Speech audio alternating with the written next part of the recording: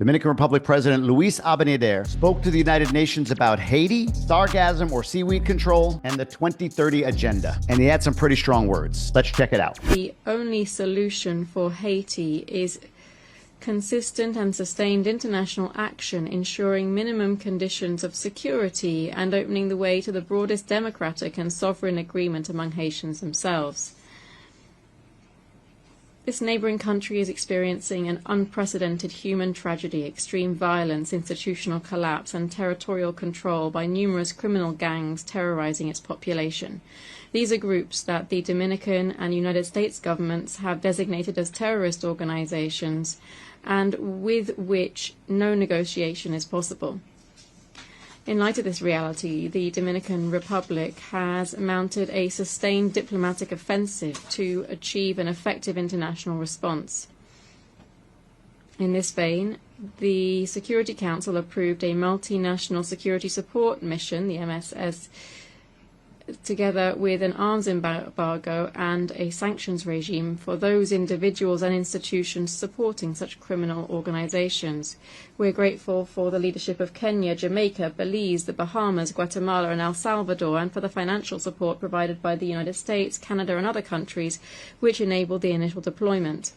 I'm hearing a but coming. Yet the mission has still not attained the necessary scale, personnel strength, and adequate financing, and has therefore not yet met its goals. So the president put a very diplomatic spin on what he's trying to say, really, which is just simply like, look, you've allocated funding, you've created resolutions, you've talked about it. There was a drip, drip, drip of Kenyan police that came into the country, but nowhere near enough. And therefore, none of the goals have been met that were set out by the United Nations. I like to look at this as a very effective sort of the outside voice. It's what he has to say in front of the world and in front of the United Nations. But I wonder what his inside voice might be saying. I realized that the United Nations wasn't there for us. They weren't there. I thought of it really after the fact, not during these negotiations, which were not easy. That being the case, what is the purpose of the United Nations? The UN has such tremendous potential. I've always said it. It has such tremendous, tremendous potential, but it's not even coming close to living up to that potential. For the most part, at least for now, all they seem to do is write a really strongly worded letter and then never follow that letter up. It's empty words, and empty words don't solve war. The only thing that solves war and wars is action. Ladies and gentlemen, your U.S. president. This is what it looks like when the Dominican Republic, which has very little impact on the overall budget of the United Nations, speaks, versus when the U.S., one of 193 countries that's part of the United Nations, and yet funds nearly a quarter of the UN's core budget and over a quarter of their peacekeeping budget. One country, the United States, when you run that country, you can go up there and say whatever the hell you want. But it's funny because he's not wrong. I mean, I look at just living here, what's been going on. Hey, the UN is allocating this money. The US put $300 million into a fund allocated to help overcome the issue in Haiti. We're not going to make it a peacekeeping mission. It's going to be more of a UN mission, so it doesn't have the same kind of impact and da. And I mean, almost nothing's happened. And this has been repetitive time after time after time. When the UN says they're going to go in and help out with Haiti, whenever there's a flare-up, they send a few people. It looks moderately good on the surface, although this time didn't, because they delayed sending people, sending troops or police officers from other countries. And then you've got Amnesty International going out there and saying how the Dominican Republic is somehow the problem, how they're racist or biased for protecting their border. Again, I've said this before. People can be racist. Policy is not to me. The policy of protecting your border makes sense. But there you go. Outside voice, Abinader. Inside voice, courtesy of President Donald Trump. President Abinader went on to say he is for the resolution tabled by the United States and Panama, put in front of the United Nations and the UN Security Council, which is to take this multinational security support mission, this MSS he talked about, from like a lightly structured effort into a full force capable of imposing true change and security in Haiti. It would bring a reinforced command structure, clearer measurable benchmarks and goals, and logistical and operational backing under UN command. And there's some urgency with this. The current MSS that's in play right right now expires October 2nd, 2025. So the President Abinader is right to call attention to the need for the new resolution to be taken up, which again converts it from a multinational support mission to a UN peacekeeping mission. That doesn't mean it's a cure-all, but what else is he to ask for? But here's my thoughts on this. And I'm going to do a little bit of crystal ball gazing on this. So I think I have reasonable assumptions, and I'll back them up with evidence and information. Wow, the rain just opened up down here. But let's consider one more piece of evidence.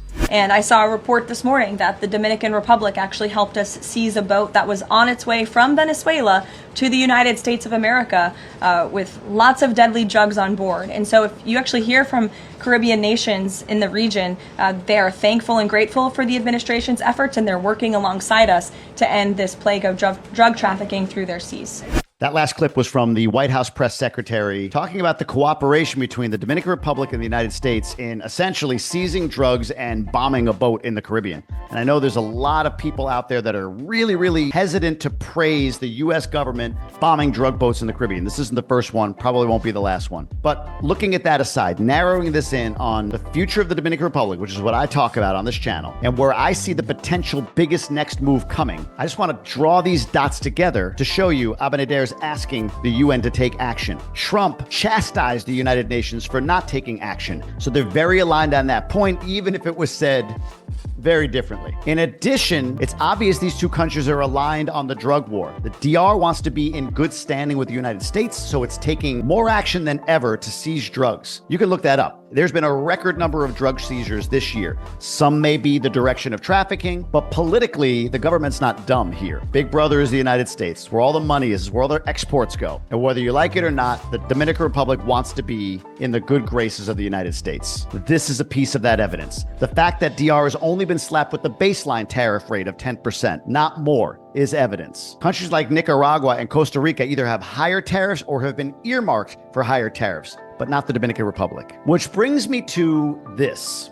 At the end of this year, 2025, the Summit of the Americas, the 10th Summit of the Americas Conference, is being hosted here in Punta Cana, where I sit, where I live. And a couple of months ago at the Pope's funeral, Luis Abinader invited Donald Trump to come to the Summit of the Americas, which a U.S. president has gone to every single one of them before with one exception. Donald Trump did not go in 2018 and instead sent Mike Pence. But whether it's Trump or J.D. Vance or Marco Rubio that comes, you're talking about the U.S. government being on Dominican soil, where the Dominican Republic can display all of the progress that it's made and have a captive audience with the powers that be about what they're doing, how they're doing it, and why they believe further investment in the security of the Dominican Republic is good business for the United States. So you want to know my projection? I have no basis other than I just sit and look at this stuff more than most people. This is what I think happens. The UN will extend the current MSS. They won't approve the new resolution right away. The UN doesn't do things under duress. Hope I'm wrong, but that's my take. Today's September 25 as I record this. In 7 days, nah. They'll just extend the current security mission. At some point, they may approve the new resolution tabled by Panama and the United States to be a full UN peacekeeping mission in Haiti. But I don't see much action, if any, happening before the end of the year beyond what's happened now. Maybe some symbolic moves, but nothing big. And then at the Summit of the Americas, especially if Trump comes, I could see a U.S. investment in further border security, in training troops, not putting U.S. soldiers on the ground in Haiti, nothing crazy like that, but more of an investment, a tick up in the investment in the security of the Dominican Republic directly from the United States. And I'm sure there will be an exchange there, perhaps more of an exchange of the rare earth materials or rare earth elements that are already being organized for trade with the United States. There's a Dominican-based company set up for them. There's a U.S.-based company set up for them. The U.S. has a lot of interest in rare earth elements, and Dominican Republic has a lot of rare earth elements. So I could see a security trade in exchange for more robust terms in favor of the United States for rare earth elements. I hope you know this, this kind of video, I'm not speaking from an emotional standpoint of whether that's good or bad,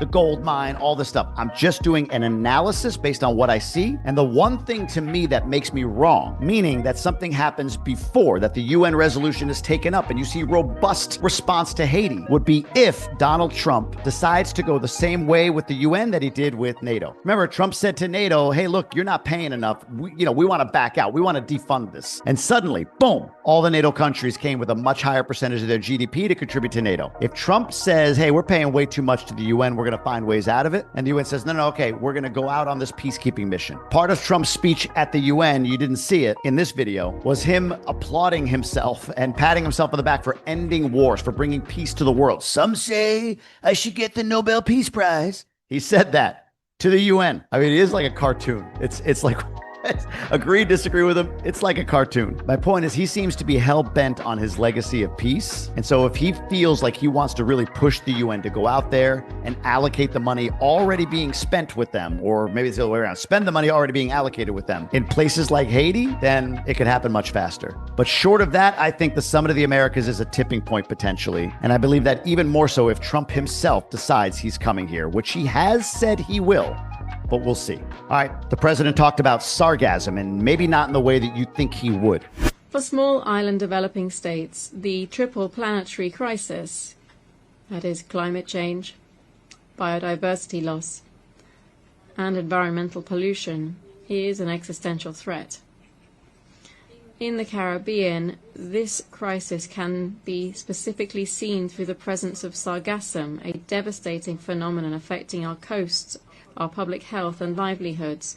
We demand solidarity and climate justice, translating into accessible finance, technology transfer and urgent action to protect our oceans.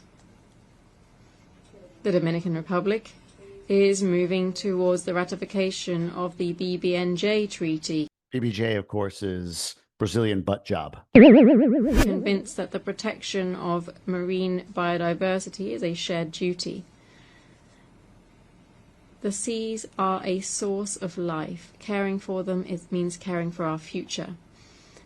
Well, most of us think about sargassum and the issue of seaweed that's coming on shore during the summer months here in the Dominican and in many Caribbean countries, even South Florida. I look at it, I'm sure you do, as more of an immediate thing. So I'll be honest, my first thought was, why isn't he speaking about the need for mitigation and extraction and the investment required to do that to preserve the economy of the Dominican Republic? What he's talking about is much bigger picture. It's like an environmental crisis and making sure that the environment is protected and the seas are protected. And the evidence of that is sargassum. But I don't blame him, Abinader, because you have to consider the audience. He's speaking to stakeholders and investors in the principles of climate change and the impact of it. So what he's doing by speaking to them is not talking about, hey, this is our problem that he knows, I think, we can solve here in the country between government and private enterprise. There's a solution, and it's way closer to being resolved the moment both sides just say, okay, we take it seriously, we're going to move forward. We have the technology, we have the funding. They can mitigate, they can extract. It can be done. I've been around enough stakeholders in the sargassum industry. I know that. But what he's doing is trying to get this issue on the global agenda for climate change, meaning he wants to talk about this to the United Nations so that this issue is part of the grand sort of plan around climate change, whatever that is for the UN. If he's speaking locally,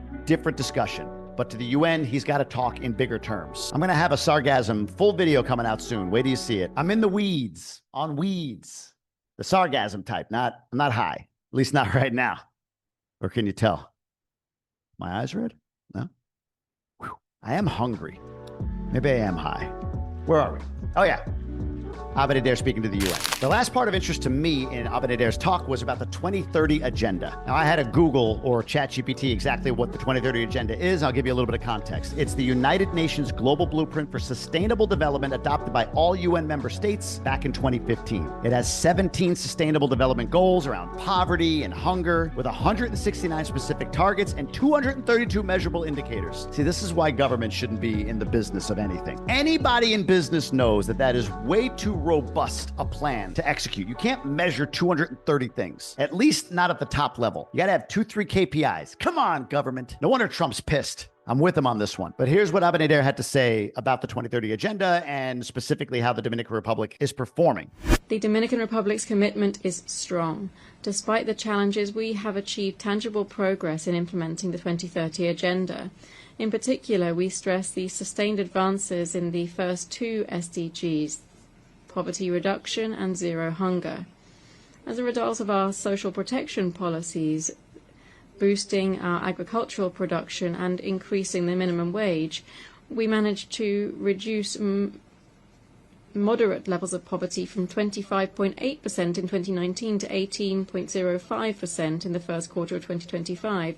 At the same time, undernourishment fell from 8.6% in 2018 to 3.6% in 2025. Let's fact check that. On the point of undernourishment, going from 8% to 3%, a big reduction in people that are starving, that are undernourished, that are hungry. That actually checks out. The IICA, the Inter-American Institute for Cooperation on Agriculture, cited other data indicators that are all external in coming up with that number. So that's not a government number that's just been put out there as propaganda. That is an externally derived and validated metric, which is amazing. I mean, of course you want it at zero, but less undernourished people is good. On his claim of going from about a 25.8 poverty rate down to 18.05 in Q1 of 2025, it's a little more murky there. The World Bank doesn't really publish that information. They've got it like around 20% in 2019. And the DR government's last reporting before we've seen this was in Q3 of 2024. It was around 21%. The UN itself in 2022 had poverty in the Dominican Republic at 27.7% with extreme poverty at 3.8%. And that number, that 3-4% seems to be about right, extreme poverty. But the top line number being 18% in Q1 2025, that's likely an internal government metric. It's not validated externally. However, I think there's two key points here. One is most of the data supports probably around 20%. The data also supports that it was around that point prior to COVID, went up in COVID, poverty went up in COVID, got worse in COVID,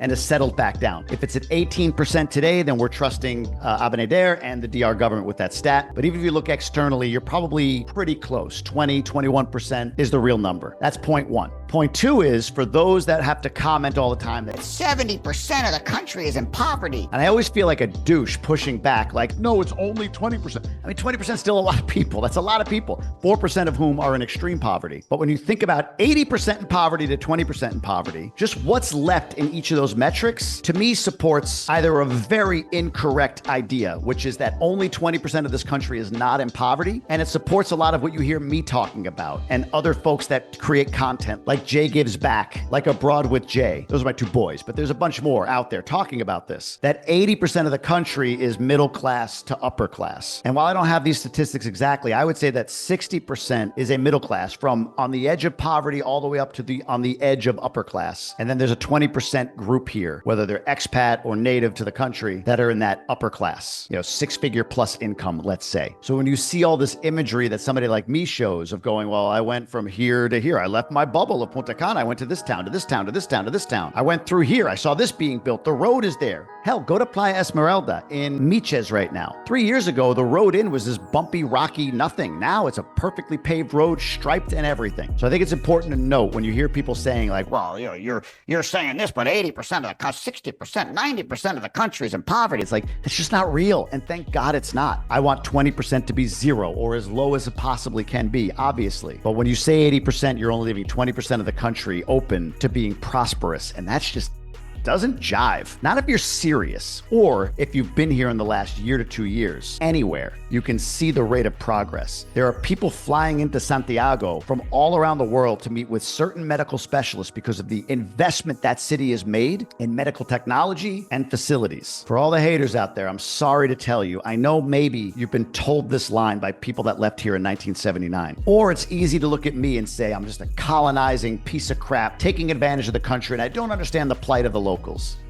Sure, most of this country is positioned well for a big future. And if you can see and hear the momentum and pace of things happening around the electric grid, around sargassum control, you'd be blown away. I will say this, 3 quick things. One is, did you know that you could share this video with friends of yours that only speak Spanish if their YouTube settings are Spanish? Everything is dubbed. All of my new videos coming out, all dubbed in Spanish, send it to them. And then ask them to do number 2, and you do it too, because 60% of you don't do it. You're not subscribed to this channel. How dare you? Honestly, as a way of giving back to this country, every subscriber, I donate a small amount to Second Mile Missions, which is building schools for kids in underprivileged communities. I do that on your behalf. So hitting that subscribe button, that little tap of the button, whether you're listening to me in bad dubbed Spanish right now or really good English, it goes a long way to supporting this amazing land that I'm in. And lastly, when I went to a sargassum conference recently, I was live WhatsApping to a group of people we call our DR Inner Circle. It's a paid community. It's $9 a month. And now we've just introduced an annual plan for $90. You save 2 months essentially, or 17% if you want to go the annual route. We do live Q&A. I bring in experts like real estate consultants, home inspectors, attorneys to answer questions for our community. We've got a really active WhatsApp channel. Check this out, all the communities, and we've broken it down by location. So people that want to talk about Punta Cana or Bonao or Santo Domingo, it's all there and all the channels are alive. We got 400 plus members as part of it, and I'd love to have you part of it as well. The link is below. You can review what we're all about and then jump in. Cancel anytime. Look, the whole point is the Dominican Republic is in a lane. It's in a moment. It won't always be the hot spot. It won't always be the pretty girl at the dance, but it's had a run and is continuing its run. And I don't see that run stopping anytime soon. In fact, the consultant we brought in to speak to the inner circle had a way bigger number than I expected. Projected increase in value over the next few years for real estate. Insane. So whether you're considering investing or moving here, or if you just love traveling here and you want to know a little bit more about this country, I appreciate you following along. Now, if you are going to buy here, there are a few things I've made mistakes on, 25 of them to be exact, and I've learned all about buying real estate here. You can tap that video right here and it'll go in depth into each one of those principles, whether you're getting a mortgage, buying a pre-construction property, or something else. Appreciate y'all. See you on the next video.